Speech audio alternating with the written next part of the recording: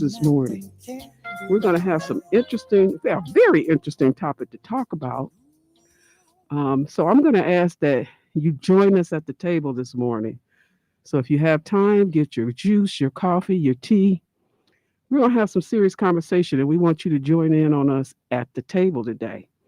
And as I mentioned, is that the All of Us Research Program, the goal is to help advance the practice of precision medicine through genetics, personalized medicine, and the importance of being one in a million to ensure health research is diverse and inclusive. And we want to make sure that our listeners understand and know the importance of research, but also some health related topics that we would like to discuss that we have to deal with in our everyday lives. So, if you have any questions about our program, we are always, especially looking for those that have joined to continue logging in to the website to see what other questions and surveys might be available to you.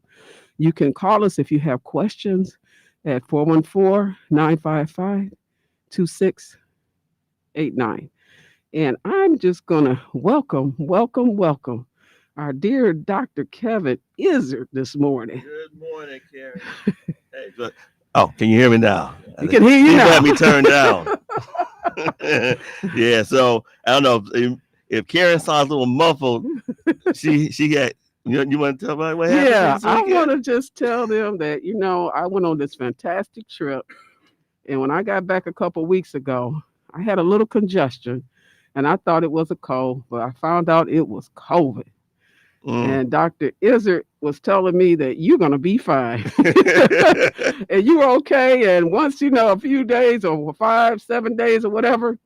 So it's been almost 2 weeks now. And I'm still wearing my mask because I want to make sure that I'm protected and you are too. How was it for you?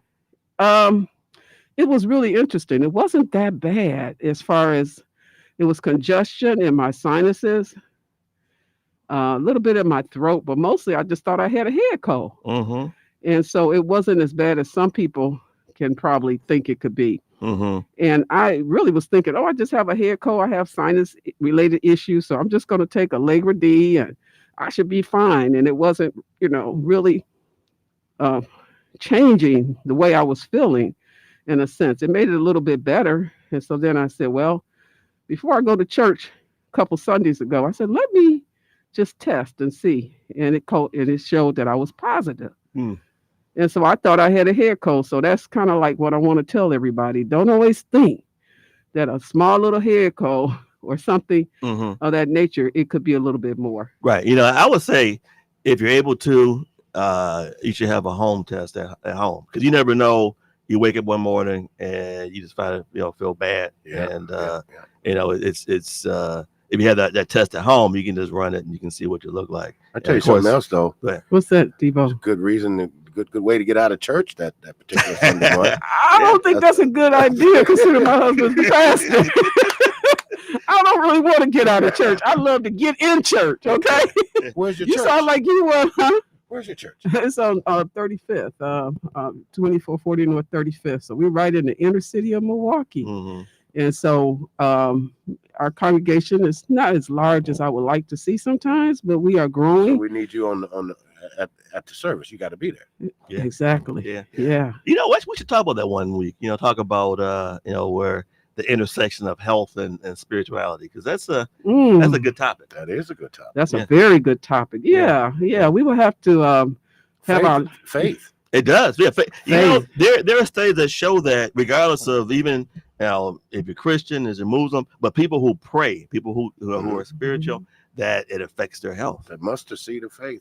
Makes a Yep. difference. The mustard seed of faith. I know that's right. And then laughter. Laughter is good like a medicine. That's I try to laugh as much as possible sometimes.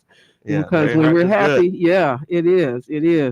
And today, Dr. Izzard and we were talking this week, and he was like, I would like to have a conversation about something that goes on in our community that we need to do something about. And it's something that we all have heard about, but we don't really know how it affects us. And that's called trauma. Yes. It's, because I live in Sherman Park, and I intentionally want to live in Sherman Park because, I have 2 boys. Well, they're adult young men now.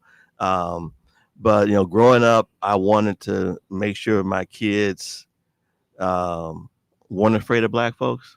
Because Mm. I knew that I got I'm financially I'm okay. I could live in Mequon or Brookfield, but I wanted my kids to grow up understanding and appreciating and being comfortable around black folks. So, I was born and raised in Milwaukee too. So, so we lived in Sherman Park for 25 years. Well, actually, we've been in the house we've been in for 25 years, but we've been ever since we got married. Well, actually, my whole life, but ever since we've been married, we've been living in the Sherman Park area. And, every year, my wife gives me grief about it. Every year, we know when it gets warm, that first warm day, I know. I kind that of dread all the summer. stuff starts happening, Yes, and yeah. we're literally like on just a few houses from Sherman Park, with the Mary Ryan Boys and Girls Club, and it was a few years ago, 3 years ago when they had that big riot, 4 years Yes. ago, and they burned the gas station down, and yeah, yeah, yeah. And so, it's been better since then. But I walk the dog in the evening, and it's like the last few evenings has been But police tape around and around the there's quite a park. few successful folks Hmm. that still reside in that area, and they choose to. It's not that they Yeah, have to, Yeah, but right, as you beautiful said, right. houses. they choose Beautiful to. When houses you in that look at area. the just some of those houses over there, the where they're made, you're not going to Hmm. Hmm. find that anywhere else in the Right, city. right. What's the block behind it? Just Yeah, off so Sherman. yeah. I'm on Grant. Grant, Yeah, beautiful, Grant Boulevard. Yeah, large homes over there. I know several folks that lived over there. Man, just a great area. But you can go a block or two away, yes, It's a whole man. different because Yeah, our church exactly. is right around that area on Yeah, 35th, and it's yeah, like such a different it is. contrast. Yeah, I live on Grant, and the block west of us is Sherman. The uh-huh. block east of us on 41st, I Yeah. know. Oh whole yeah. different scene. It's a whole different Yeah, Oh yeah. scene. yeah. It is. It is. And so, when we start looking at our communities and we start thinking about trauma, when I was doing my research on this, Dr. Izzard, and I was looking at trauma, it really made me start thinking about people of color Mhm. with Mhm. trauma. Yeah. And it made me start thinking about how we have had some major things in our lives historically, Mhm. and we have still survived. Yeah. Because when we start talking about trauma, I'm thinking about, I started going all the way back, and I was telling one of my managers about this, to Quanda that joins us sometime on the Mhm. show. I said, it made me start thinking about my ancestors Yeah. Yeah. when they were coming over on the ship, Mhm. and then they were, we were torn from our parents. I Mhm. mean, all this is trauma. Right. And so it really affects our DNA. It does. It does. And that's the thing that really tripped me up because I remember in biology way back when, you learn about, back in, the mid 19th century, they thought that, that if an animal did something exceptional, it passed it on to its offspring. So, like for instance, the example that we use would be there was an animal. They said they theorized there was an animal that looked like a giraffe with a short neck, and so over the years, the giraffe had to stretch its neck to try to reach higher, and then it would pass it on to its offspring. Well, that's not how it happens. We know now because of genetics. We know that by an organism doing something, it can't pass it on. It has to do with the genes. So, but the thing that we're learning now is about this. There's this thing called epigenetics. Okay, and epigenetics is now we're realizing that it's not just your DNA, but well, let's go back and talk about DNA. So DNA, of course, that's where all your who you are is determined by your DNA. Everybody's got 46 chromosomes, and the parents pass it on to the kids. So you pass one set on to your child. Father passes one set, mother passes the other set, forms another a total set, and you get the kids. Well, um, what that DNA does is that it's in the nucleus of your cells. So inside your cells, all of your cells have a nucleus, and they all have DNA. And so your body is able to, or what the cells do is they actually make proteins out of that DNA. So these proteins that are in your cells read the DNA, and based on what the code is, it makes a certain protein. And an amazing thing is that all these proteins, they come together, and because based on the shape of them and different charges on the proteins, they come together and they form something bigger. And then so these proteins form organs and organelles, and organelles form organs, and so ultimately you form a whole complete human being out of all this protein that's being made in your cells. Well, now we're realizing that you can make proteins based on your experience, based on the stress of your life, that turn on certain genes and turn off certain other genes. And so that can have an effect, even though your DNA has not changed. What you have done in effect, though, is that you've activated a gene that you can actually pass this on to your child, that activated gene. And so yeah, so some of this stuff, this trauma really can be passed from generation to generation. And people talk about, some people say, oh, black folks, yeah, sir, that slavery was 100 years ago, Mm. 150 years ago. Get over it. Well, that trauma of slavery is still affecting us in ways that we don't even understand. In the sense that one, our outlook on life, it was affected by slavery. How we interpret people's actions. Dog whistles, especially now in this season now of politics. You hear these dog whistles, and we hear white people say something. We know what they're talking about. They might not say it overtly, but Yeah. we have become sensitized to those dog whistles. This is what they're saying between the lines. Read between the lines. That affects us. The food we eat. So when our families, our ancestors were on a plantation, the master gave them what was the scraps. So Yeah. and we're talking about scrap stuff that nobody would eat. Well, they made a cuisine out of it. Like But chitlins, right? yep, chitlins and hoghead cheese and all that stuff. And um, so when people had, when the slaves had kids, even after 19, after the Civil War and the Emancipation Proclamation, they passed those recipes on to their kids. So even now, 150 years later, plus years later, we're still eating some of that same food. Now, the problem is that food wasn't edible or barely edible when back then, and so here we are choosing to eat it now. So that affects our health. Um, you know, Another one that's hard to quantify is stress and racism. Which Yes. causes Yes. stress. Exactly. There's this theory called the new immigrant, a healthy immigrant theory, and so or a principle. So what happens is, this is all interesting stuff. It really is. The immigrants, so the black immigrants who come over to the U.S., they tend to do better than us. Even though a lot of them have coming from countries that are poorer than the U.S. Now, some of that they think, okay, people who are able to immigrate from another country, they must have some resources, so maybe they're better off. Or maybe in their country they had a higher social economic status than they have here in the U.S. But we do know that black immigrants tend to do better than native born black people. But Wow. like, look at things like infant mortality. We know that that black folks have a high infant mortality, higher than white folks. When an black immigrant comes over, their infant mortality is actually better than the average American. So and oftentimes their infant mortality is actually better than ours for that first generation. Hmm. The second generation, though, is as bad as ours or worse. So something's happening to those black immigrant kids Once they get here. once they get here.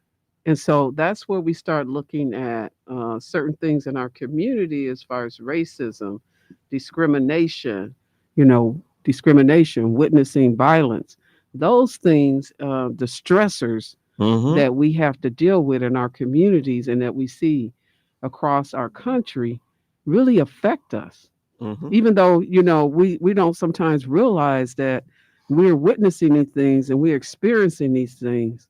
It's just something that because a prime example is that when you live in the inner city, and I grew up in the inner city, and then when you go to some of the surrounding areas, it's so quiet. Mm-hmm. You don't have to worry about, hearing like, "Well, do I need to run in the house or do I need to, figure out what's going on?" Mm-hmm. You don't hear the sirens going on. And so, all those things, even though we hear it every day and we assume that's normal, is not normal No, for us to no. really look at how it affects us, Dr. Right, Izzard. right. There's an interesting stat. If uh, people who live in a 53206 zip code, everybody knows, infamous zip code where highest crime, highest STD rate, highest everything. The life expectancy is 71 years. If you live just 5 miles east in Whitefish Bay in a 53217 zip code, your life expectancy is 83 years. It's a 12-year difference just by 5 miles. Wow. So what does that tell you? Yeah, and it's that's right. That's what Devo said. Move Move 5 miles east. Yeah, Okay. yeah. Okay. And so I mean, Kenny, really, it's not the air pollution because they're breathing the same air. They got the same, water, this because Whitefish Bay is as old as Milwaukee, Mhm. So we talking about stuff like lead, we talked about that in the past. They got lead lines going, Mhm. on the North Shore, So it's there's something else that's going on, they're basically, living in it's an urban area, um, but it's a 12-year. You lose 12 years by living in a Doctor, is it 53206 zip code. does that constitute white flight? White Yeah. flight. What is Yeah. white flight? Go ahead. You know what white flight? I know. I want to make sure our listeners know what Look, white flight is. I got something even better than white flight. Well, white flight, of course, is when white folks, leave an area, Mhm. and now the interesting thing now is that Why they're do they coming leave back. though, Doc? Why they do it? Because they want to get away from us. Right. And I mean, again, not necessarily they want to get away from us because a lot of it is they want to get away from us, but they want better things for their family, and I can't blame them for that. Well, we also know Well, that no, but Milwaukee is when- one of the most segregated Right. cities in the When they saw country. Dr. Izzard Right. move in, they said, "Well, Yep. call the No realtor." matter There you if go. he's a professional or Right, not. Yeah, right. Right. Put the for sale Right. sign up. Right. It's I heard time to Michael go. Holt say this a while ago, and it sounded weird at first, but then it made a whole lot of sense. I've really been thinking about it. He said that the worst thing, because he grew up in Milwaukee, he said the worst thing that happened in Milwaukee was desegregation. I said, why would you say that? Well, what happened was before that, back in the in the 50s and the early 60s, all the black folks lived in one area. Mhm. The doctor, the teacher, the pastor, everybody, and so We had people that saw support. these We- good role models. We Mhm. had know, that support. Right. There was support. Everybody was in it together. Yeah. And once we had desegregation and people were able to, then people moved out to Mequon, they moved up to Brookfield. And so the Mm. people who were able to get out got out, and it just left nothing, left a void. Right. And We now there's a never really looked at concentration that. of this Yeah. in the inner city. So coming up for me, 53210. Hmm. A lot of black or African American business owners. None of those businesses are owned by any of us anymore. No.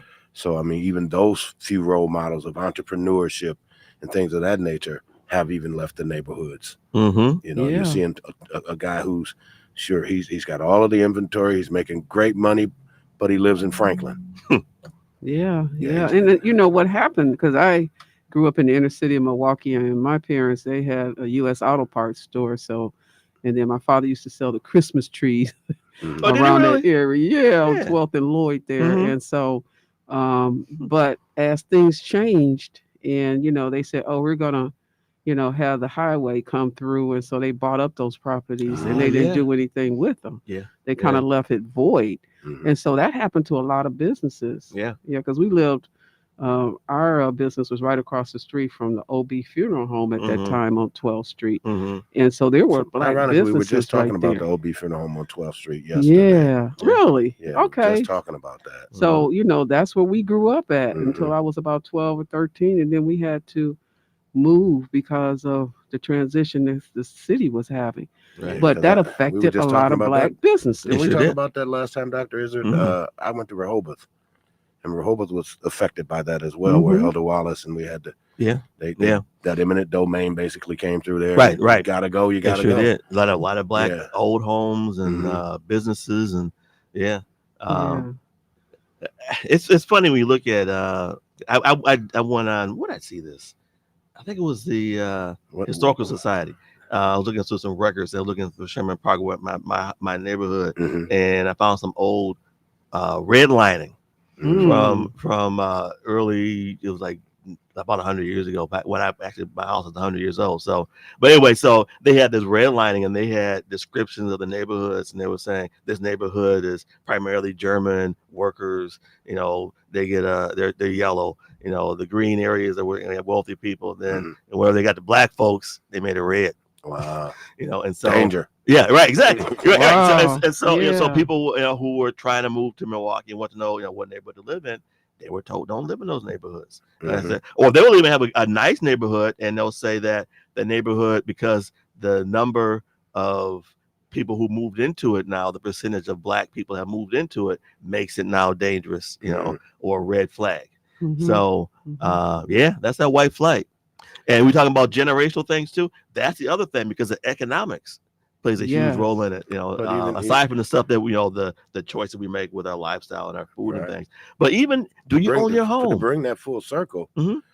that's some old trauma we talking about. Yeah. Oh, And I trauma. mean, so the trauma has been there. Hmm. All it's just a constant, ongoing, always, never ending, if Hmm. you will. Right. Yeah. So have we dealt with it? Right. And a Um, lot of times we haven't. I was gonna say I Right. don't really think we have in Because a I think sense. first of all, you got to be aware that you have trauma, Mhm. and so and I've been trying to get this change my mind, my wording when I say, when people say, "Well, what's wrong with them kids? What's wrong with those people?" Exactly. Instead of asking what's wrong, the question to ask is what happened to What those have they people? been What through? happened? Because something Yes. happened. It wasn't just that they got, that they're bad seeds or they got bad DNA. Something happened to these people. Yeah. That is so true. And so I'm going to ask if you would like to join in at the table today with us. We're talking about trauma. We're talking about somebody. We're going to get back and we're going to come back after break. But I want to mention that you can call in at 414-444-5250. This is Karen Dotson from the Medical College of Wisconsin. And we have Dr. Kevin Izzard joining us today. On the other side, we'll see you.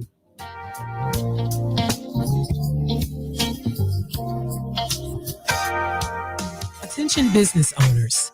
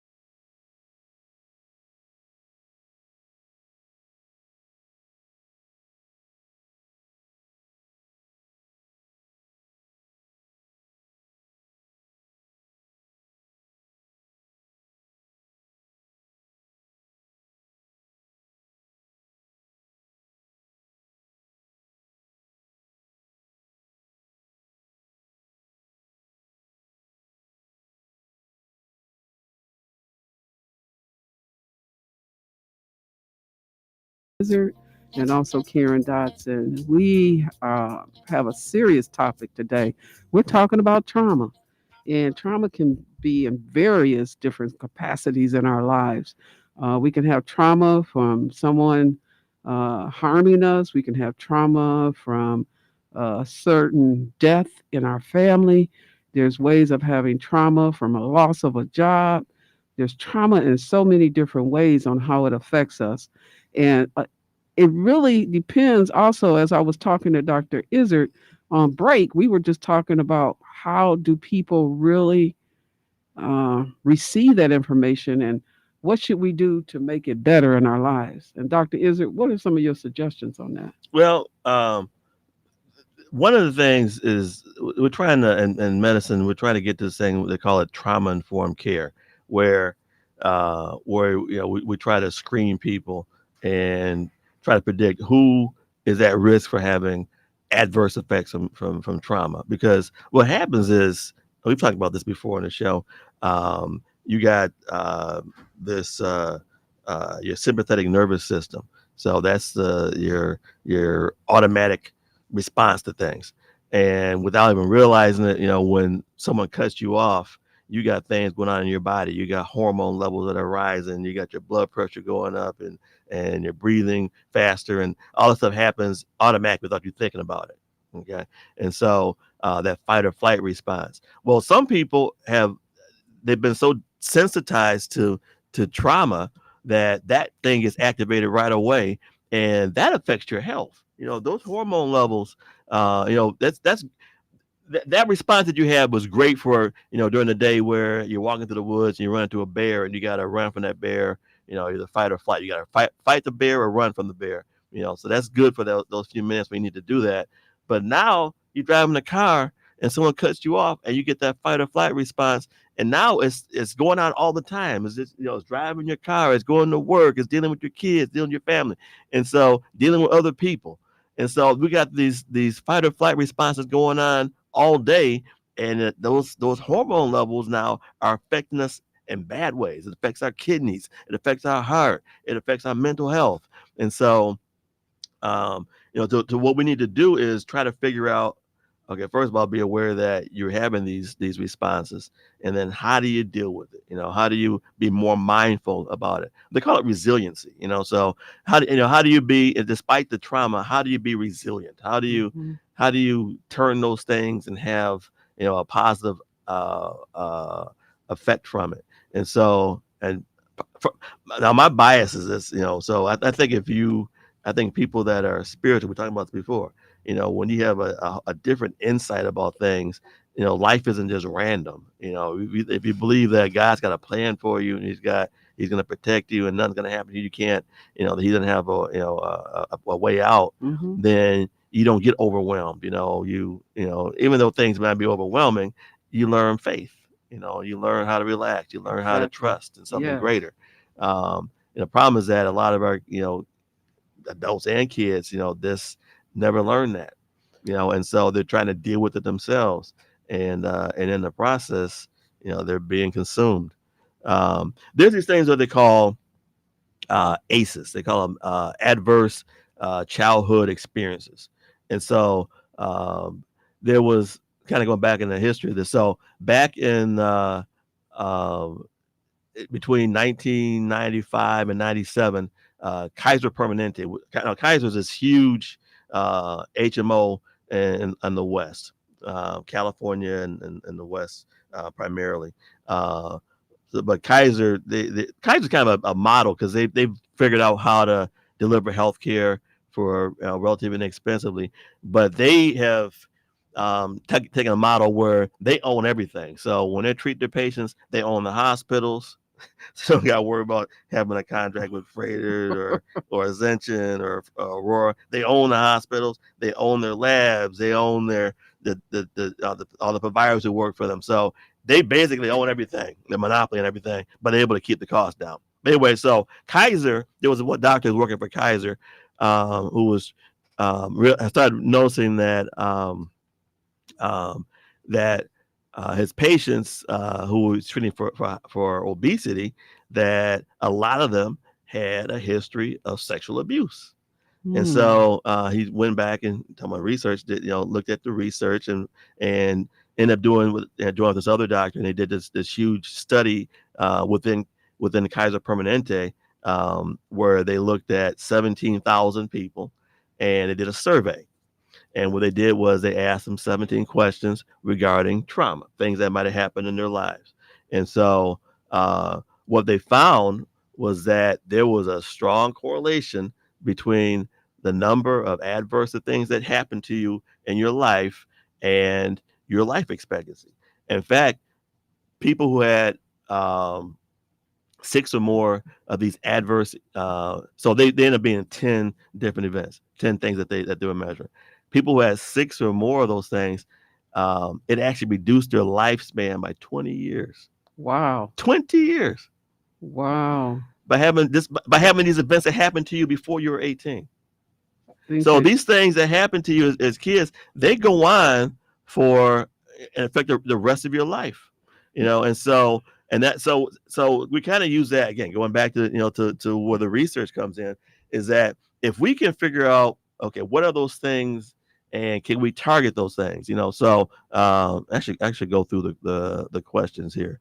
Um, so I know a lot of our audience out there probably, in fact, 2/3 of people have had at least one of these traumatic events that happen in their life. Um, some people haven't had any, but most people have had at least one. Let me see if I can find these questions here. Um, Because while you're looking for that, Doctor mhm, Izzard, I was just thinking about some of the childhood traumas, even the way we yell at our children, mhm, the way we compare our children with each other, with the other sibling. Those kinds of things are trauma as it relates to our children, and not feeling like they're good enough. I mean, there's so many things that really can affect our children that we take to our adulthood. And how do you unravel those things? And so I know you're looking for those questions because this kind of really allows for people to start thinking about why maybe we do certain things that we do and the way we think. And mhm. it's because of what's happened in our childhood, what's happened, that we didn't have any control over. But then, as you said, Dr. Izzard, how do we, once we recognize that, what do we do about it? Right. So these are the questions.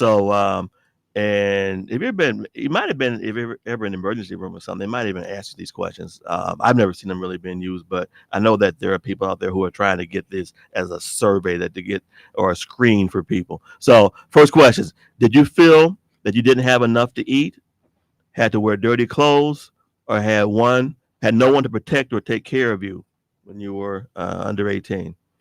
Did you lose a parent through divorce, abandonment, death, or other reason? Did you live with anyone who was depressed, mentally ill, or attempted suicide?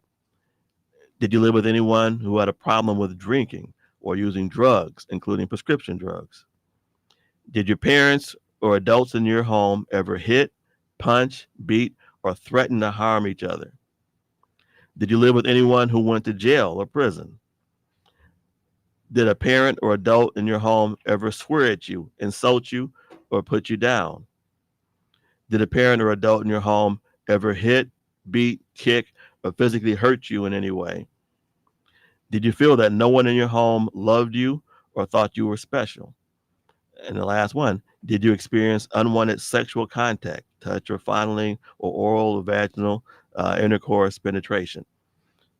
And so you kind of add them up. If there's 10 of those, and for people who had six or more of those, it reduced their overall life expectancy by 20 years. And part of that's because when you have those things, you're more likely to smoke, you're more likely to be overweight, you're more likely to have The drink, suicide. yeah, The suicide drugs, rate and went up when people had over four. wow. Yeah. So. And I always think that's why a lot of times people are self-medicating, Hmm. and they do that through different types of drugs and alcohol, and also smoking in a sense too, Hmm. because you're trying to figure out what to do with all this that's bottled up inside of us. And as we look at it, Dr. Izzard, what are some of those things that people can do? Because I was reading this one article and it was talking about how people might have different types of illnesses. And some of those illnesses could be preventable, Mm-hmm. but yet and still, because of trauma, they're dealing with this like heart, lung, and kidney diseases, Mm-hmm. cancer, stroke, diabetes, suicide, accidental overdose. Mm-hmm. These are some of the challenges that people, because of trauma, are dealing with. But then also, it when I was reading this article, it talked about how there's different illnesses that people have, and it's hard for them to heal because of the trauma. So that Mm-hmm. needs to be addressed. Can Right, you speak to right, that? right. It's, as I was saying before, with this, with the autonomic nervous system, this fight or flight response, um, these hormone levels like cortisol, they affect your immune system, and so because of that, again, your immune system involved in not just fight off infections, so you're more likely to get colds. Some people might realize that, boy, when I get stressed out, I get a cold. Because your immune system gets worn down. Or think about it, if you're not sleeping, that's going to affect your ability to function. But anyway, so another thing your immune system does though is that everybody at some point will get these rogue cells that are cancer. Now, what are Okay, those called again? I I said always like to rogue. make sure that people hear this because when you're talking to your doctor, they might Mhm. start saying some of this. Go right ahead, Dr. Yeah, Israel. so well, I call them rogue cells, meaning that they're not doing what they're supposed to do.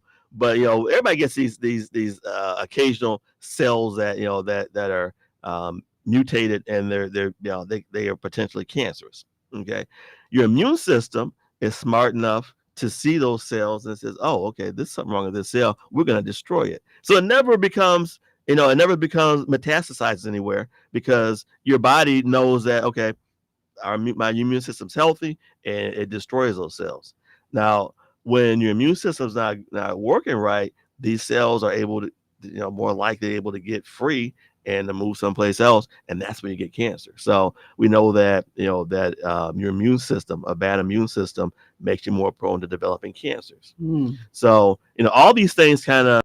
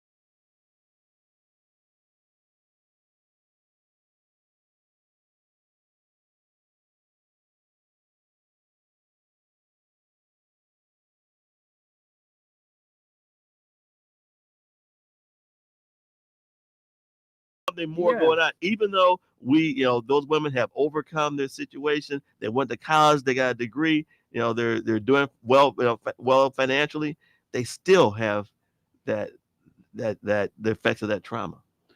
So what are some of the things when we're dealing with this trauma? Once we recognize that we've had trauma, because I really appreciate, Dr. Izzard, what you shared with us today when you gave us those different, what was it, 10 different Hmm. areas that we can be challenged with trauma and how that can affect our lives. So once we acknowledge, because some of our listeners um, possibly Hmm. uh, uh, have gone through this, and I do see that we have a caller on the line. So we'll be getting to you shortly, caller. But one of the things that, what are some of the things that we can do when Yeah. it's related to trauma? Yeah. When we talk to our doctors, okay, now that I realize after you read these different 10 Hmm. different areas, now that I realize what's really going on, what can I do? I mean, what should I do? I Right. mean, Right. Right. because are there resources? And sometimes we don't have the dollars for the resources. So, Hmm. are there other things that we can do? Because I always think about, they say, exercise is good. Hmm. You talked about going to church, Hmm. where, Because a lot of times when I go there, I kind of let loose and I just like give it all to God. Yeah, You know what yeah, I'm saying? yeah. And I said, I can't take this no more. Lord, you have to handle it. Uh-huh. But these are the things that I do to try to cope. So, Dr. Izzard, tell us, what can we do? What are some of the resources? If I had the answer to that, I wouldn't be sitting here with you. I'd be probably in Washington D.C. doing something. Major, right? Yeah, right. Yeah. And well, you know what? There are people that are there and they still can't get stuff done because they're dealing with the crazy Congress. Yeah, but yet and still, yeah, you're making a difference in the yeah, community, but you never know what yeah. God's calling is for you as well. Right. But go right ahead, Yeah. Dr. But Izzard. but yeah, like you said, you talking about, and a lot of it is your mental, your mental state. Where are you? What do you? Are you even aware that you got trauma? Are you aware that the reason why you snap at people is because of stuff that somebody else did to you? Are you aware that the reason why you're drinking is because you're depressed? People aren't even thinking about those things. They don't have even the awareness yet to even begin to deal with it because they don't even realize they got a problem. Exactly. So first you got to realize you got a problem, and then you got to deal with it. So you got to if it means going into therapy or talking, going to counseling with your pastor or somebody. And then and this is where I kind of got a heart for my neighborhood, is that we label these kids so easily, and granted, yeah, these kids doing some crazy things. They're driving, 15, 16-year-olds or younger, 13-year-olds driving, stealing cars and driving them and running into things. And yeah, that's definitely a problem. I'm not making excuses for that, but the answer is not just to lock them up. Because people say, oh, we need to, these kids need to go to well, what we take a 13-year-old and you institutionalize them until he's 18 years old, and then maybe you put him even in an adult prison. So what is a 13-year-old or a 16-year-old going to do in adult prison? What are they going to learn? Are they going to finally get a high school diploma? Are they going to be able to be employed? Or have you turned them into a criminal for life? And so they end up having kids. They're not there for their kids, and the cycle continues. And so we got to figure out a better way of addressing these issues, because by locking these kids up, one, is expensive. So as a taxpayer, I think I was hearing it's like $250,000 a year for the kids that got locked up, like Ethan Allen and school. Mhm. So that money could be spent a lot more productively, if we invested in education or invested in other things for them to do. Dr. Izzard, when I was working in Racine at a community action agency, we had a program for healthy teens, and we did workshops with these teens to work with them and with their parents, Mhm. because a lot of times we don't realize that at 13, 14, even 18 years old, the mind is still developing. Yes. And so they don't know how to think sometimes rationally. Mhm. And so the way they put things together is so different than what we do when we're more mature. And so, I know we have a caller on the line, so I'm going to ask if we could bring this caller on at this time. Thank you, caller, for holding on. Hi, how are you? Good. Welcome to the table. Good morning, caller. And to the gentleman, doctor. Okay. I have twins, and the last trauma that I went through, when both of my twins almost died at the same time as a mother. Mm-hmm. One was in another state, and he was in a traumatic car crash, and I had surgery, so I'm laid up in my bed and I couldn't get to him. The other one got shot here in Milwaukee, where he got into it with a young man, and he shot his gun. The guy took the gun from him and shot him in the stomach. So I had to deal with doctors in Vegas and doctors here, and the only thing that I could do is rely on my faith. Mm-hmm. Because I had to pray for myself, my sanity, and them, because there was nothing else I could do. They're fine. Adrian is fine. Andre is fine. By the grace of God, so go I. Yeah. That's it. And I told them that because they've been in jail and all that, and I told them, this is your God. God, the only reason why you are alive is because of my prayers and God. Yeah. Did they understand that? Adrian said to me last night, Mama, I have to change my attitude because I'm 47 years old. I know better. Mm-hmm. He got out the car in the middle of the highway and he was hit. Mm. When he woke up, he was what do you call helicopter back to the Yeah. hospital. Yeah. Life for life. On, in Milwaukee, Andre was shot in the stomach, and I told him not to go back over. He was homeless, but he hung out. He hung out with the wrong people, Mm-hmm. and he was told not to go back over there to those people. Go to a shelter. This is the way they live their lives. They were jailed all the time. They couldn't stay with me, and he went over there anyway.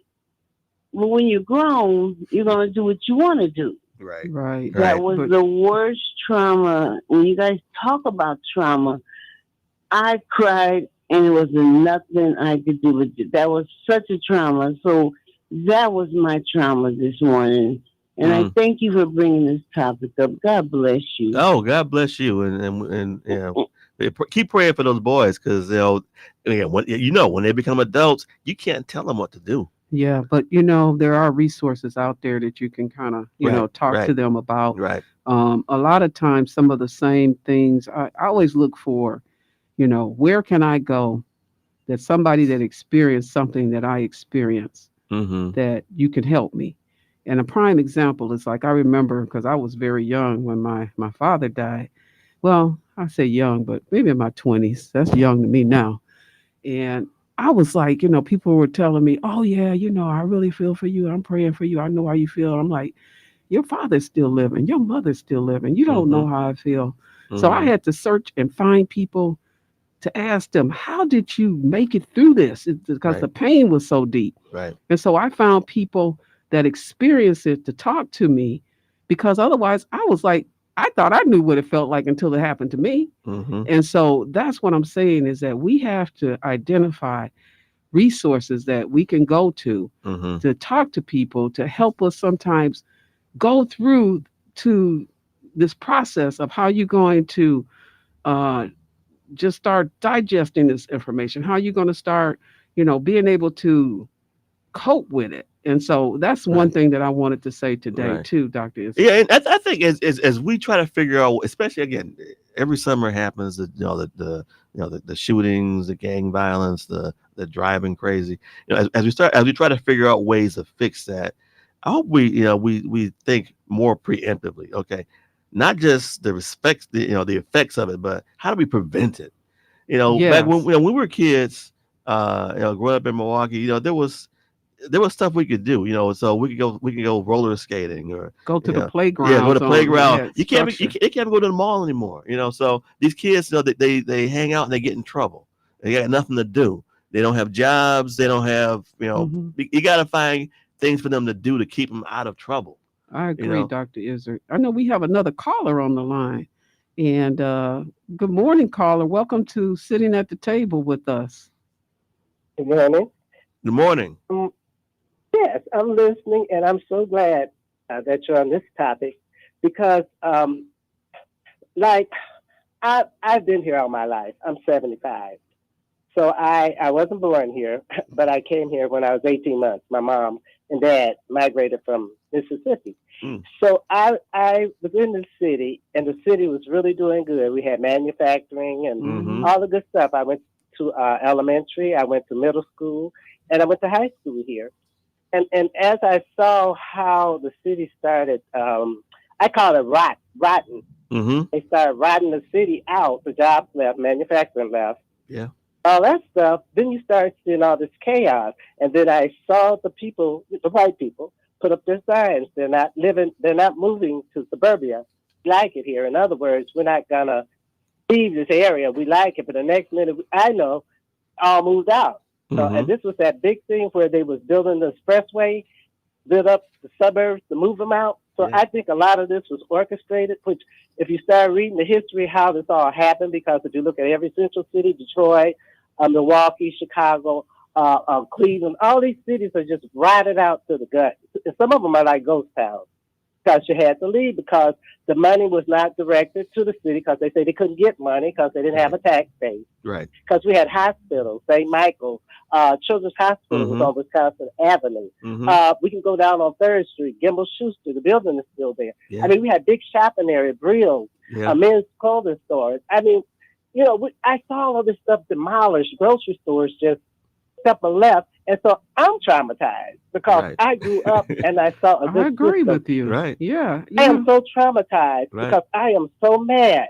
Mhm. I'm so mad because a lot of our people jump on the same boat because Right. we see all this trauma on TV, Mhm. killings, Mhm. cars, accidents, and all of this stuff.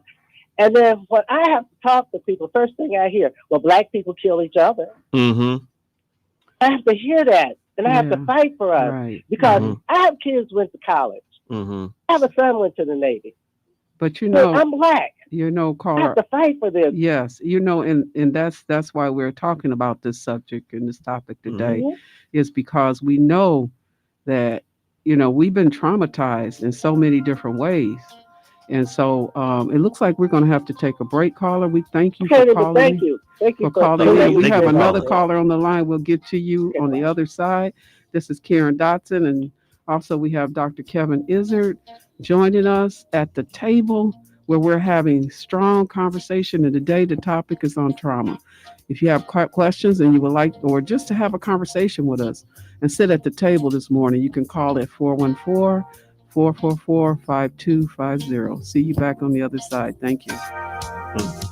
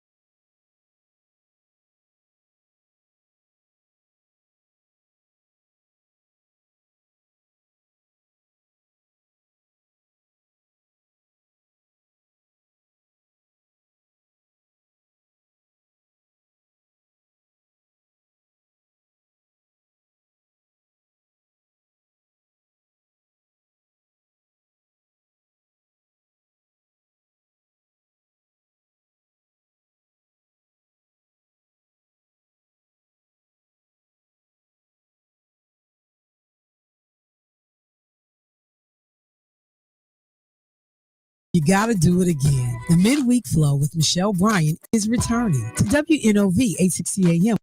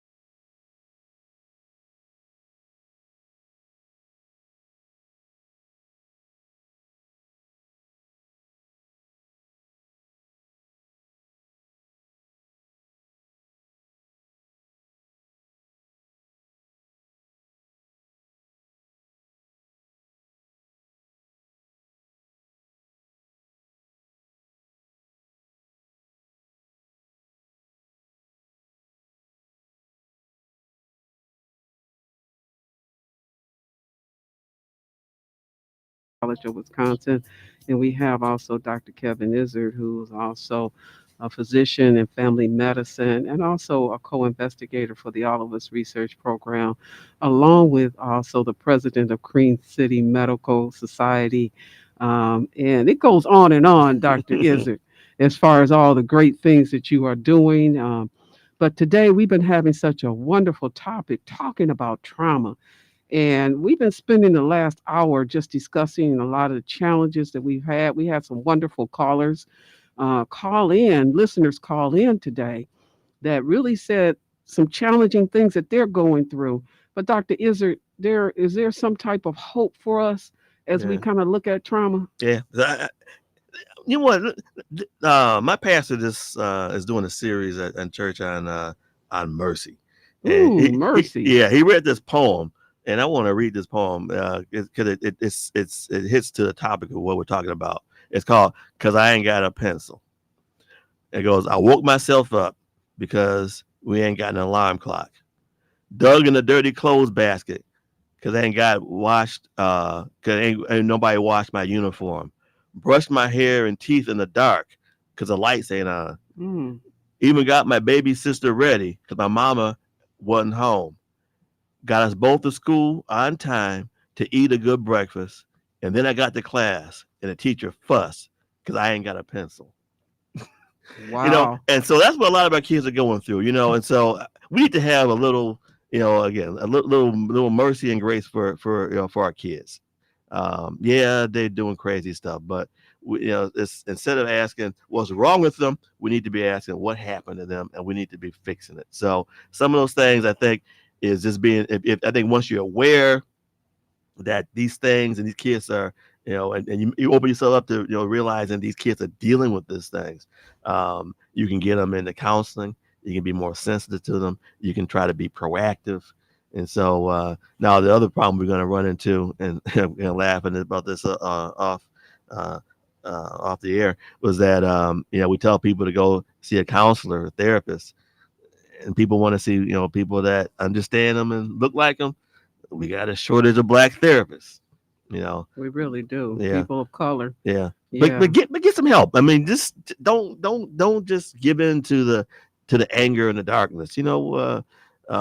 Seek somebody and realize hurt people hurt people. I always say that, and so and I realize that even through me sometimes.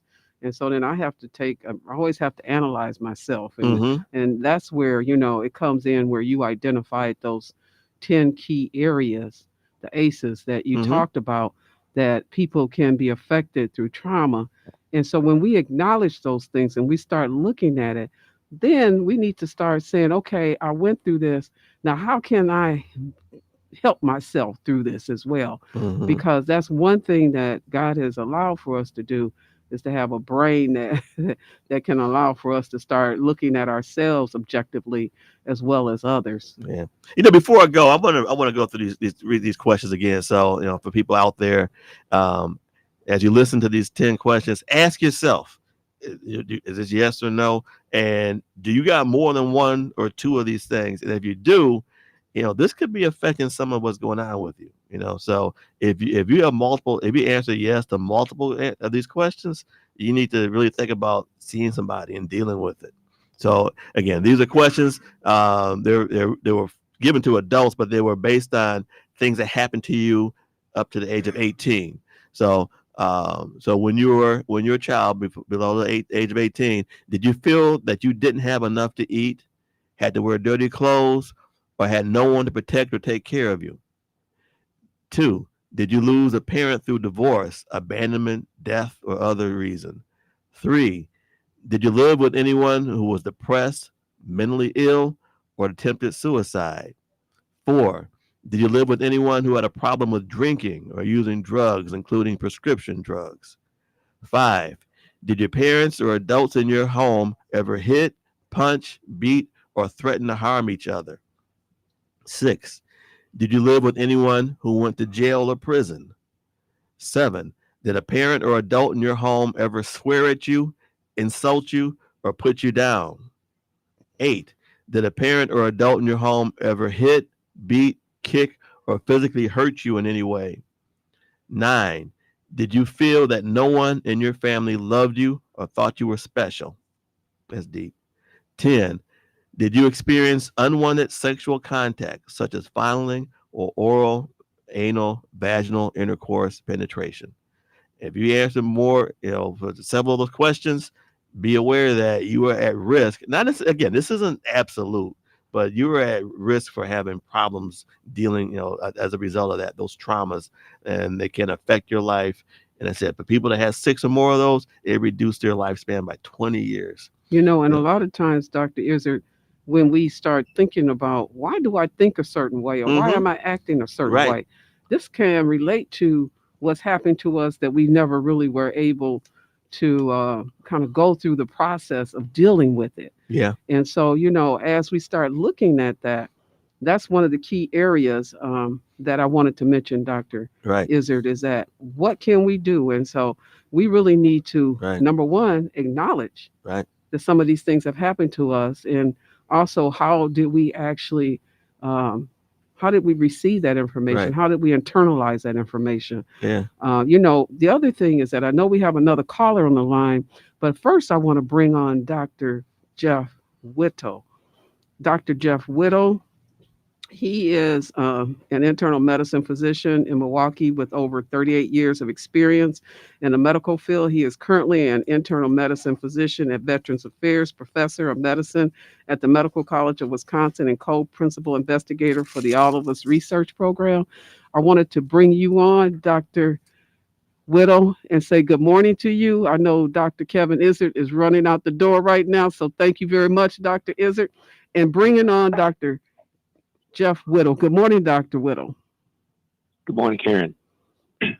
Dr. Whittle, we've been having some strong conversation, and we had community calling in related to trauma. And so, Dr. Whittle, I wanted to also just talk with you a little bit about your experiences of working with people with trauma, and knowing that you work at the work with veterans on a daily basis. Can you provide some information for that? And then we're going to also talk about the research. And caller, I know you're on the line, so we got a lot going on right now, but I want to make sure we bring on Dr. Whittle. Good morning. And Dr. Whittle, can you respond? Thank you. Sure. So working at the VA, and seeing veterans, I think that many of the people say, "Oh, so this is combat. These folks have experienced trauma when they were deployed overseas." But I think when I talk to my veterans who have symptoms that I think might be trauma related, oftentimes that trauma is not something that happened in a combat situation. I think more often even than not, it involves experiences in childhood. Many of the people who join the military have come from families where there has been trauma, as Dr. Izzard mentioned in that series of questions that he just presented. Many of those folks would endorse many of those things having happened to them.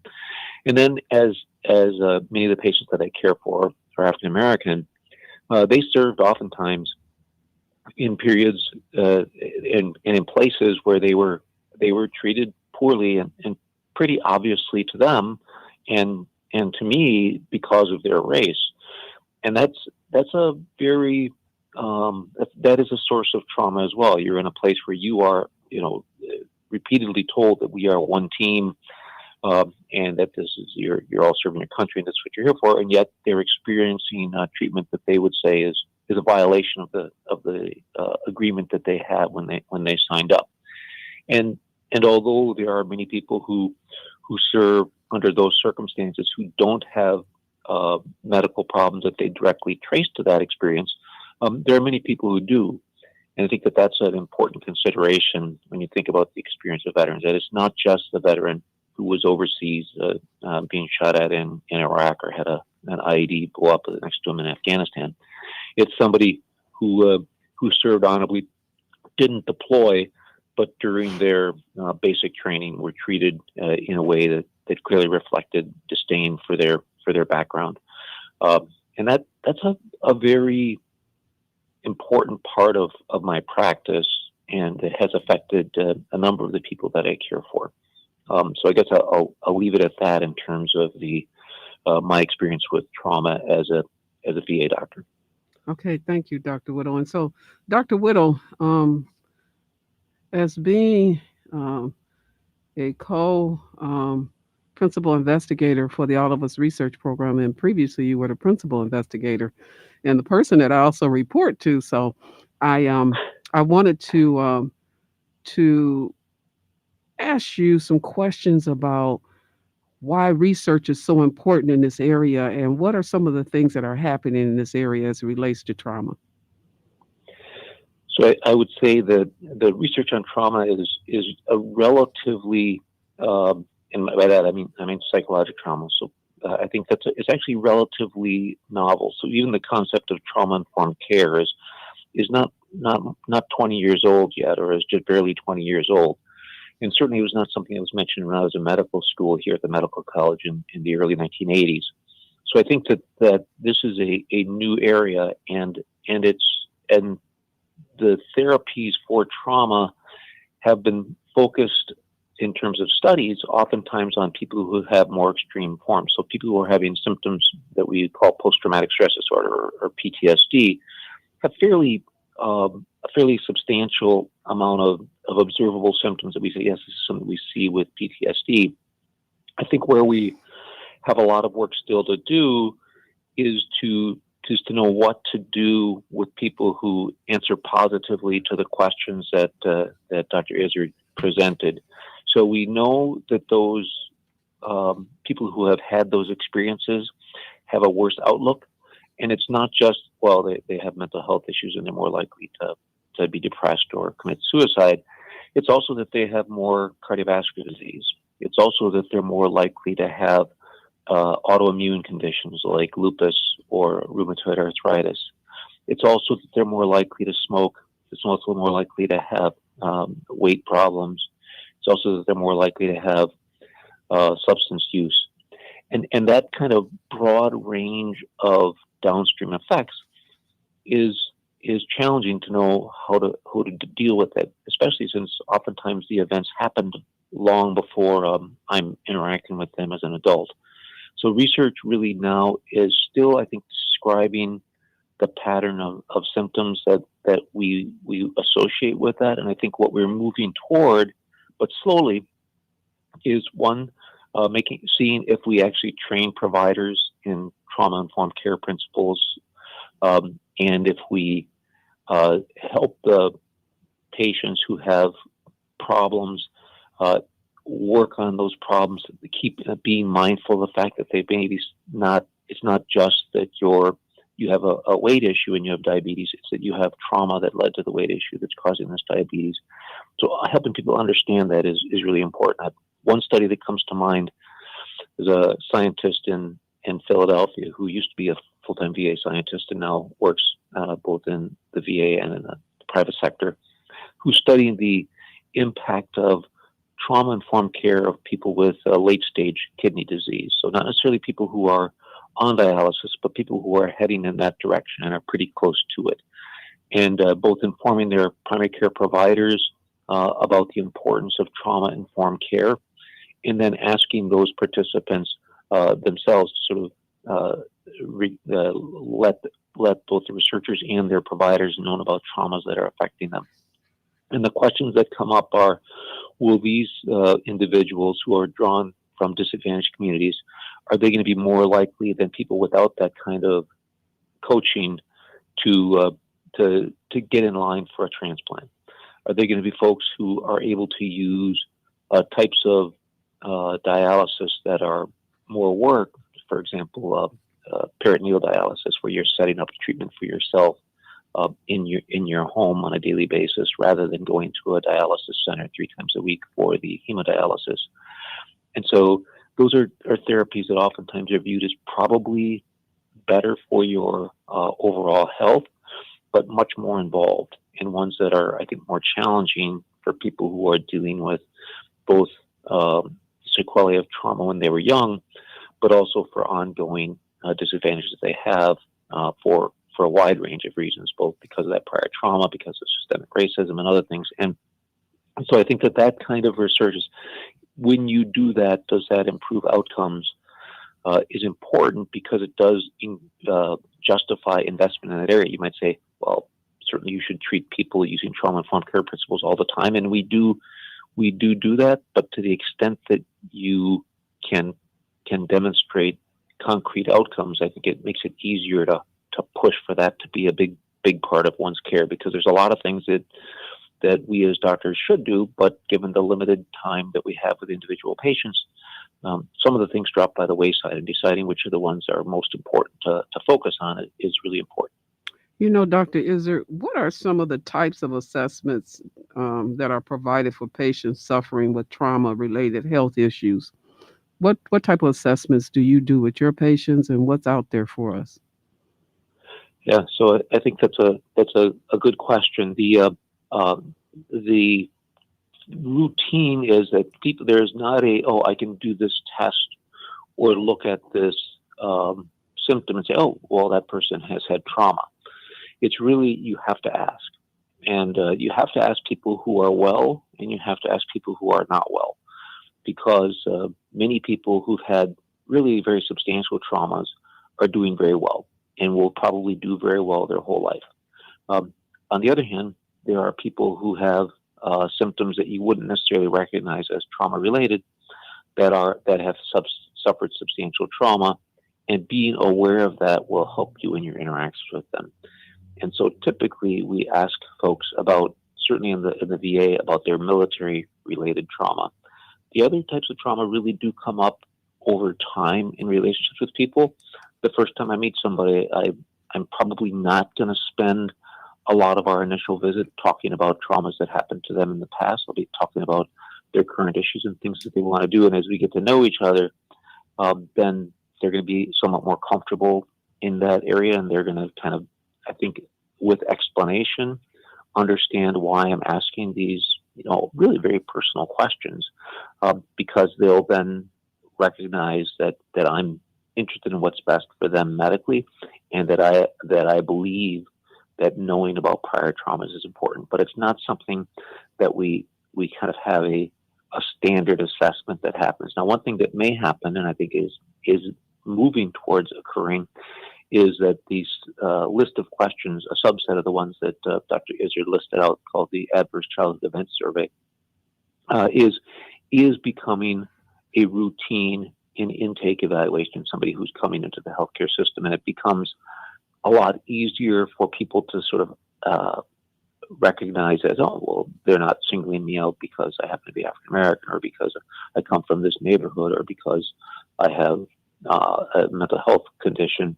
They ask this of everybody. So people who walk in that are perfectly well, do not obviously have disadvantages in their life, we ask them, because many of those people have had many of the experiences that Dr. Izzard listed are not restricted to people who are disadvantaged. They are a common part of life for everybody.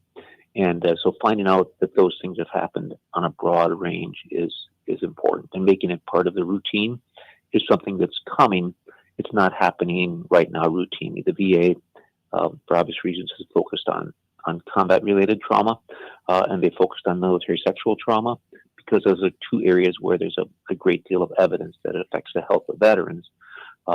But I think that at some point we will also be asking about adverse childhood events because many of the people, once I get to know them when we talk about those things, have had substantial adverse childhood events. And I think the other aspects that I mentioned about their service, that they were treated in ways that are obviously inappropriate, but just was part of the military culture that you just take it. You're going to be abused by your drill sergeant, and that's just the way things are. And figuring out when that becomes a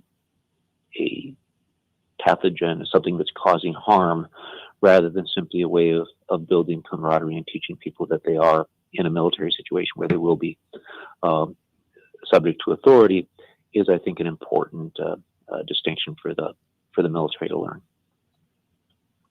It looks like we have another caller on the line. Oh, Do great. we still have him? We lost him. Okay. We lost that Sorry. caller again. So, caller, if you feel a need to have conversation with Dr. Jeff Whittle today or myself, please call in. Okay, he's back now. Yeah, he's back. Great.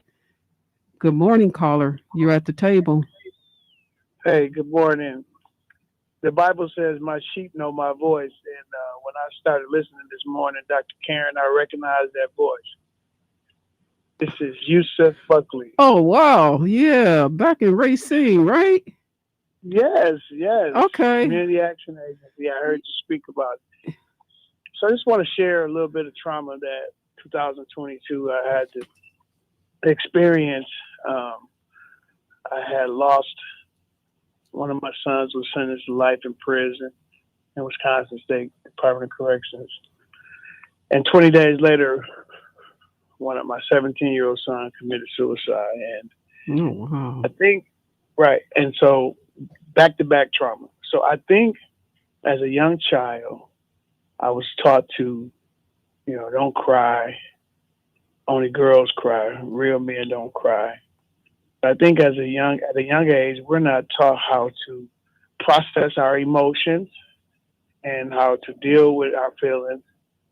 And so I believe that there needs to be more attention focused on young men, regardless of race or where their ethnic background. That there needs to be more focused efforts into teaching young men how to deal with their emotions and how to really become a man, like a rite of passage, how to really develop into strong man. Because I am still trying to process and deal with that trauma, and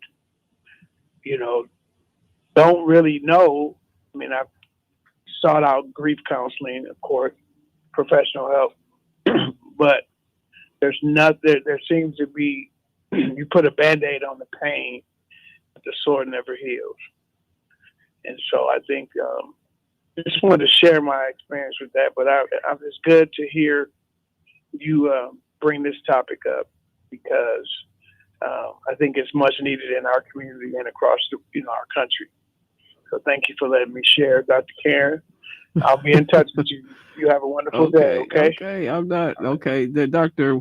Jeff Whittle, he's the physician here, but thank you very much, Yusuf, for calling in, and my condolences as far as some of the challenges that you're going through. But Dr. Whittle, can you respond to Yusuf as far as some of the challenges that he talked about? And also, I wanted to kind of mention that we've been taught a lot of times that as far as being a young man, that I hear him saying all the time, you got to be a man, chalk it up, quit crying. So, Dr. Whittle, can you respond to what Yusuf mentioned today? Sure. Well, again, I echo your condolences. That it's a kind of a trauma that is very important, and I guess I want to congratulate him on taking advantage of the professional counseling. My experience is oftentimes that people feel like it's a sign of weakness to accept that counseling. So that is a great first step. But I think as as Yusuf recognizes, that period of 3 months or 6 months where somebody is in professional counseling is not going to suffice.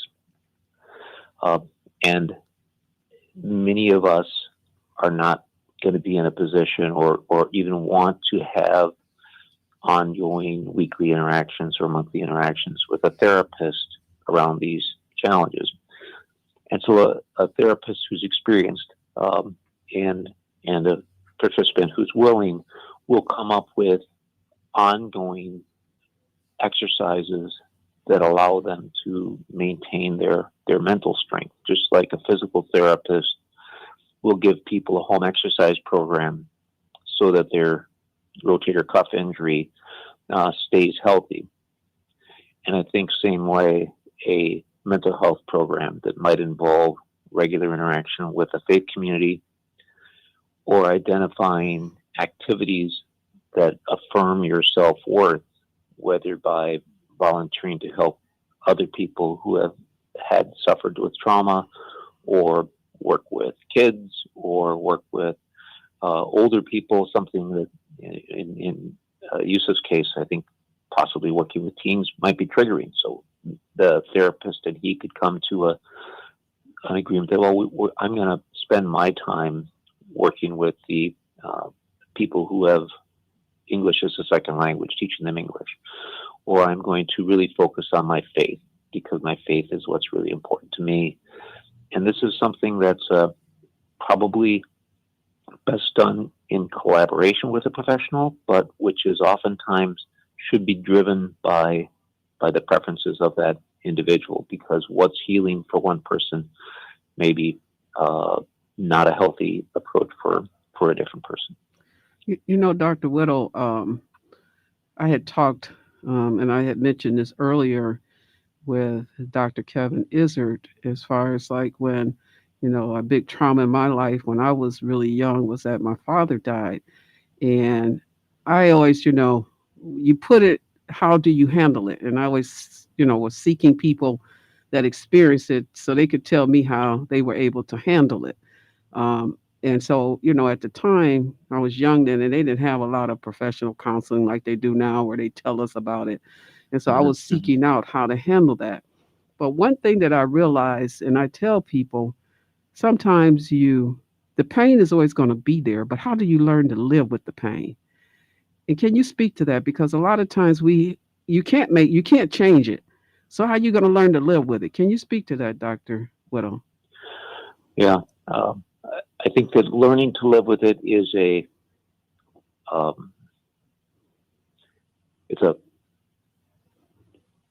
it suggests that if you're not successful, that you continue to be affected by the pain, that somehow you haven't learned as well as you could. So I think that the idea of learning, learning to live with it is probably the part that I would take, and not that it's you've learned it and then you're going to be done, but learning on an ongoing basis to how am I going to deal with it now? Because sometimes you may feel that you're over a problem, things are going pretty well, and then something happens that triggers that memory, and well, you're back in trouble again.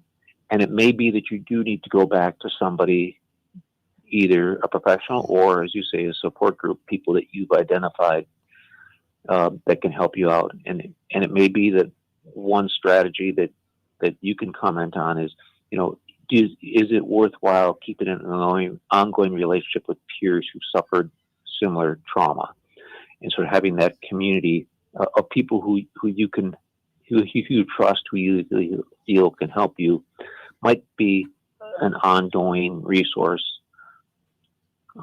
So I guess I would say that maintaining those community supports, because it's not something where you learn it and you're done.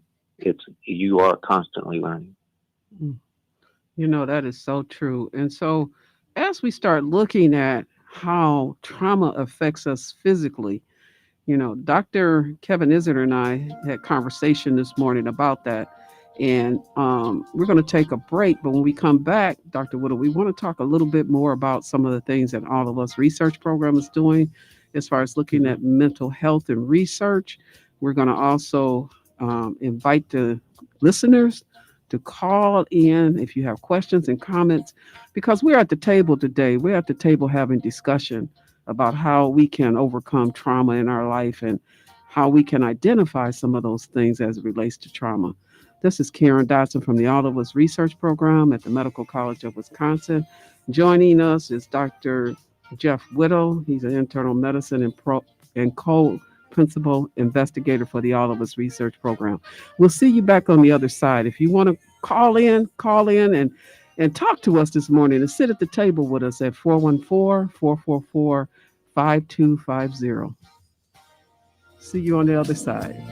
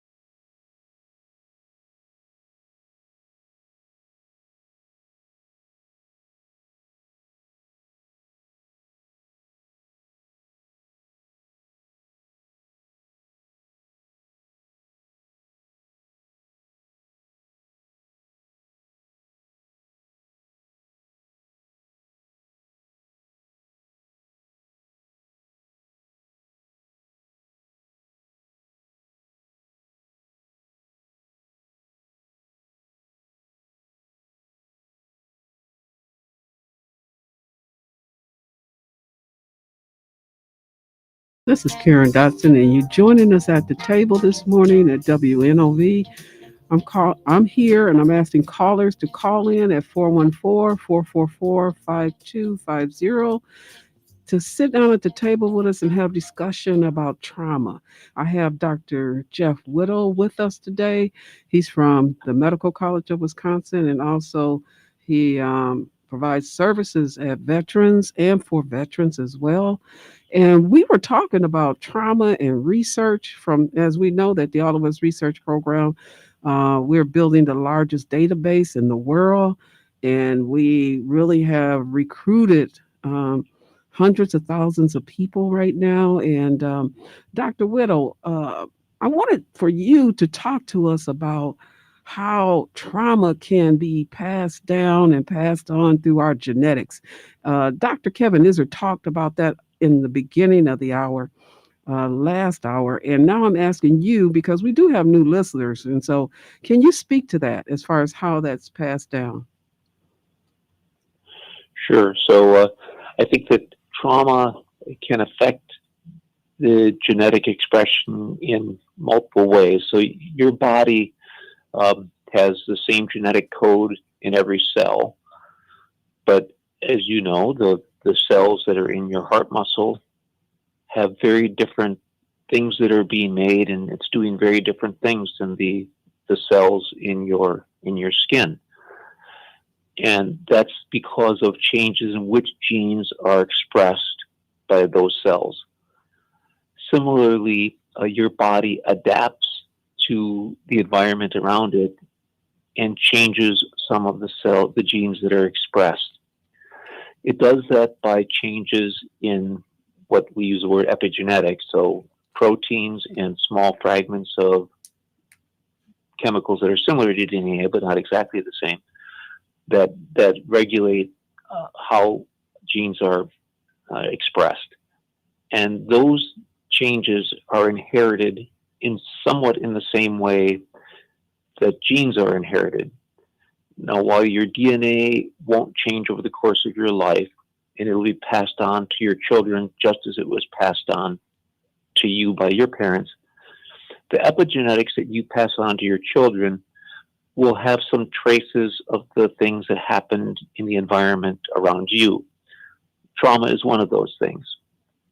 And that trauma changes the proteins and small pieces of ribonucleic acid, so things like DNA, but not exactly DNA, that change what's expressed. So how that happens is not very well understood. Certainly, the parent and their interactions with kids may affect some of the epigenetics. So the parent is part of the child's environment. And then the changes that happened in the parent's DNA or epigenetics are passed on to the child directly as the baby forms in the womb. So I think that there's a mixture of those things that are going on. It is very clear that people who are the offspring of folks who have suffered trauma the epigenetics are somewhat different, but the mechanisms of that are not as well understood as you might expect, and in part because you can't do experiments on that. You are looking at people who've experienced trauma, and how that trauma leads to the changes is less clear.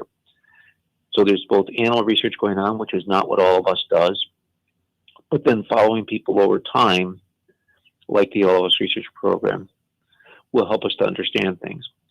So All of Us now asks as a routine in people who have joined the study for them to complete the Adverse Childhood Event Survey, as well as other measures of trauma that Dr. Izdit has referred to. What is really important for those people who have signed up is to stay in touch with the All of Research program, because what will happen over time is that as genetics are examined in the context of people's trauma history, then additional questions will come up.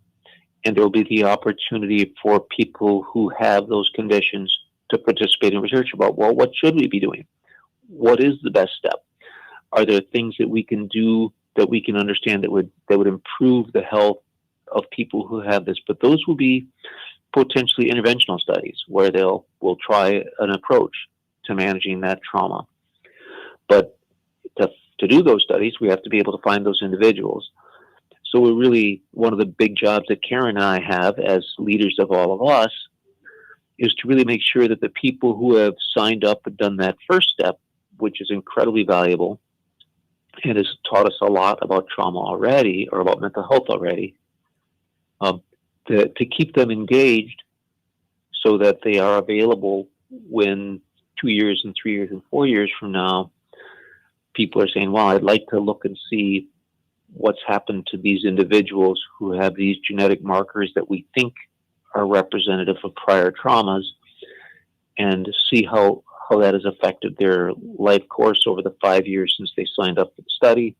And if we did this therapy or tried this approach, does that result in better outcomes? So there's a lot of science that's being done around mental health today, but most I think the best or the most important understanding of trauma is this ability to follow people longitudinally. So over time, and see how things change in response to either interventions that are done by scientists as part of the All of Us research program, or by looking at the medical records of people and examining, well, the people who receive these treatments seem to be doing better than the people who receive those treatments. And that's just really dependent upon being able to interact with those people repeatedly rather than just at the time that they signed up. You know, Dr. Whittle, you mentioned something that is so important, and that's one of the key areas that we have been working on with the program is to get people that have been enrolled in the program, but really haven't gone back and checked and logged in to do that because there's questions that you can answer that you probably haven't if you haven't logged in a while. You can also see what updated information is available to you that maybe you did not, get your ancestry information, you did not get your genetic information, and you have signed up for maybe a couple years ago. We've been really trying to seek out and reach those individuals because we know the importance of staying in touch with, the information that you can provide to us. We are constantly uh, reaching out to you and looking for you to, seek us out and ask us questions. And you can do that at 414-955-2689. You can give us a call, and that's 414-955-2689. And we can help you as far as some people have challenges logging back in. And they can also go to joinallofus.org and do that. But sometimes you do have challenges. So when you do, you can call us. We can help you. We have staff that can walk you through the process to be able to log back in. And the reason why I mention that, and Dr. Whittle mentions that, because if you want to know more about your genetics, your DNA, signing in, you can get that information once it's available to you, and it's free. And so a lot of times people, we go into community and we stop at various places. We've been at churches. But then we also realize that a lot of people have not signed back in to get that information that's available. And so we want to make sure that we retain you in being involved in the program. And so that's why Dr. Whittle's mentioning that to you, because as researchers are looking at the information and the data, and you're going through those questions and surveys, it allows for you to be able to help researchers identify certain things that might be going on with you that you can be helped down the road, or your generations can be helped in that process. Can you speak to that, Dr. Whittle? Sure. Yeah, I guess I would amplify the importance of community input into the All of Us research program, both as participants, but also the All of Us research program. When you're logged in, you can provide feedback to the program about, how come you're not doing research on this? How come you're not doing research on that? And many studies, and All of Us certainly does, have a community advisory board, both here locally and nationally, where community members can can provide guidance to the research program, and they do. But it's not restricted to the people who are sitting on these boards. That's something that you, as an individual participant, can do as well. And so I think that that's an important thing, that we really are looking for input. I've done a fair amount of science throughout my medical career, and one of the things that always strikes me is how dependent advances in medicine are to the participation of individuals, both by giving ideas and by participating in studies. When not too long before I started practicing medicine, we didn't treat hypertension. We thought it was essential hypertension. Essential means you needed that high blood pressure to get blood flow to your brain when you were older, because we knew that the arteries got harder as you got older and narrowed. So you must need more blood pressure, and that would be important to have. And if you didn't have it, then you'd probably have a stroke. Well, it turns out that the blood pressure was causing those strokes. It wasn't protecting against those strokes. And we only learned that because individuals who were willing to be in a study where they treated half the folks and didn't treat the other half.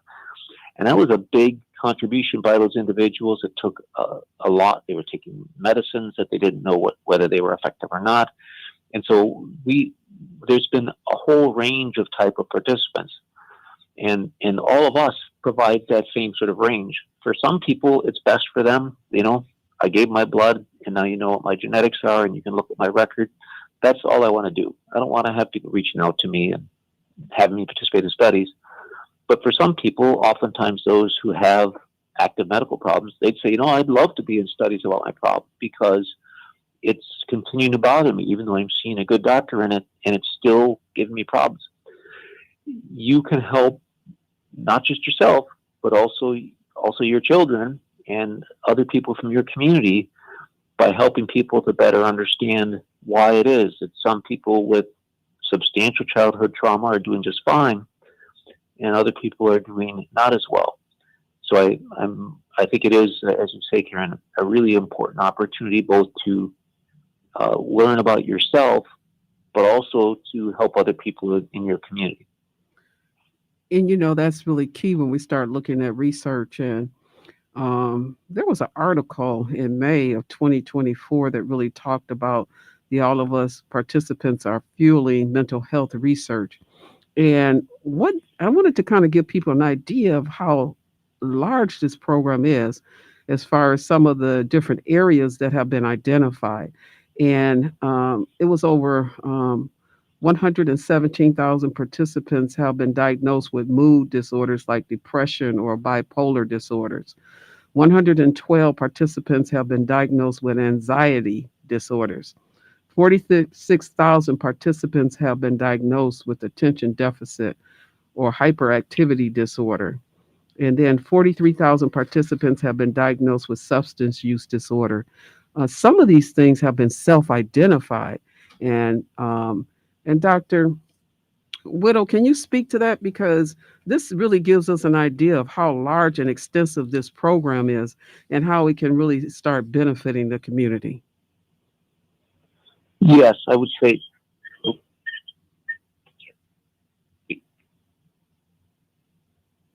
Dr. Whittle, are you there? It seems like I'm there. I'm sorry. I had you on speaker as you were speaking, and it was afraid I was generating an echo. But I think that with many of these conditions, just like anxiety disorders and depression, they are diagnosed based upon patients describing their symptoms. And so the numbers of people that are identified with some of the mental health conditions is actually really enormous because people who have these conditions oftentimes are especially interested in participating in studies because they realize that we don't have as good of treatments for some of these mental health conditions as we may have for high cholesterol or high blood pressure or diabetes. And not that those are easy diseases to treat either, but I think that people with mental health conditions, people who've experienced trauma, I think are really anxious to be part of studies that are going to result in people understanding how better to treat those conditions. So I think that you're right. There's a large number of people in that category. And the other thing is that these are just common diseases. So if I look at my practice, I'm a general medical doctor, so I take care of the chronic problems that affect people. And that really turns out to be the heart and the mind. Certainly we take care of kidney disease and liver disease, but it's the heart and diseases of the heart like blood pressure and coronary disease, rhythm problems, and the mind, depression, anxiety, PTSD, which is a certain type of an anxiety disorder, and then how these things interact. And oftentimes people who have the mental health conditions are going to also have conditions that affect their heart and the rest of their body. And that's something that we talked about earlier as well with Dr. Kevin Izzard. The Center for Advanced Trauma Informed Healthcare mentioned that from their extensive trauma-related research, they have recognized that unaddressed trauma is hidden cause of most preventable illnesses and is associated with 8 of the 10 leading causes of death. And that's including heart, lung, kidney disease, cancer, stroke, diabetes, suicide, and accidental overdose. So, also, I was looking at this, Dr. Whittle, and not only did it talk about being preventable, but when people are ill because of trauma that's been related in their lives, it's hard for them to also heal from certain types of illnesses as well. Can you speak to that? I guess it speaks to the idea that prevention is, as in most of medicine, is more effective than treatment. And so avoiding those childhood traumas, avoiding traumas throughout life, treating your friends, your family, being a support for them so that they do not have unaddressed trauma is an important contribution that we can all make to each other, give each other grace, as Dr. Izzard said. So I think that the ability to address the mental health conditions is limited, but it is that there are treatments. And I think that involving yourself with both community support groups and then also with professional advisors can allow you to reduce the symptoms and the downstream effects of some of the problems. Well recognized conditions like major depression, PTSD, where a lot of research has been done, shows that people who respond to those treatments do have less of the downstream problems that we see associated with those. It doesn't eliminate them. Just like treating high blood pressure doesn't mean someone can't still have a stroke, but treating your depression is much less like that means it's much less likely you're going to have downstream sequelae from your depression, whether that be a medical problem like heart disease or a mental health problem like progressing from depression to suicidal behavior. And that is key when we start looking at the challenges of trauma, when we start looking at how do we react. But also, I always want to challenge our listeners today to reassess yourself, do assessment and start thinking about some of the questions that, or statements, I should say, that Dr. Kevin Izzard mentioned, those 10 key areas. Some of the conversations that we've had today about, facing challenges in our community, discrimination, challenges with all the different areas that people that are of lower income or related to some type of poverty, what's going on in their lives? Because trauma is there when you don't have enough to feed your kids. Trauma is there when your kids feel like they don't have clean clothes to go to school. Trauma is there. So how can we be more supportive of each other and work with each other and look for other resources? There are a lot of resources out there, even though, of course, it could be more. But, that's where you would call those different organizations that provide those services to get that support. I always wondered, Dr. Whittle, when I was looking at the data related to illnesses and sicknesses in our community, and it's always seeming like people of color seem to have a higher issue related to those major illnesses that I mentioned. We're going to take a quick break, Dr. Whittle. We'll be back shortly and we'll close up. And this is Karen Dotson from the All of Us Research Program at the Medical College of Wisconsin. And joining us is Dr. Jeff Whittle, internal medicine and co-principal investigator for the All of Us Research Program.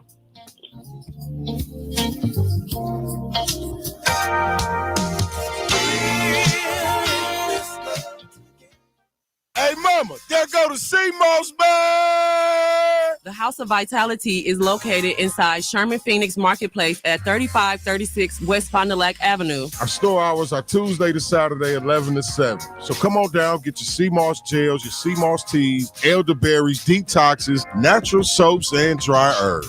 Now come holler at the CMOS man. If you can't make it down to the House of Vitality, you can also call us at 414-949-2122.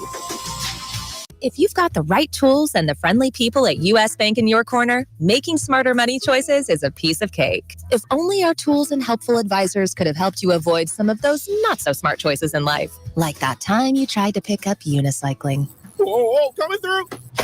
or when you thought it'd be okay to pet that squirrel in the park. Good squirrel. Good squirrel.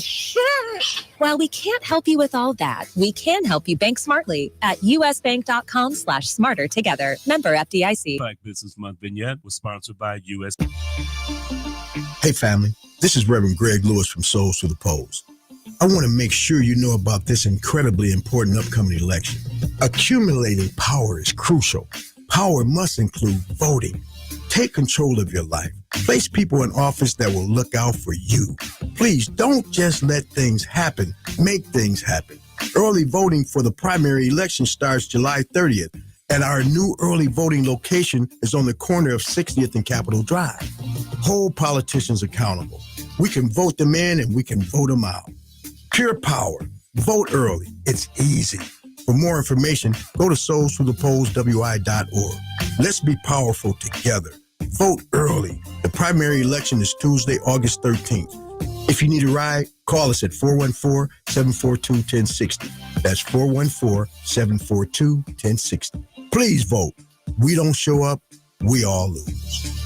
Join us for the 13th annual Bronzeville Week, a celebration of Milwaukee's rich African American culture. Bronzeville Week takes place Saturday, August 3rd through Saturday, August 10th.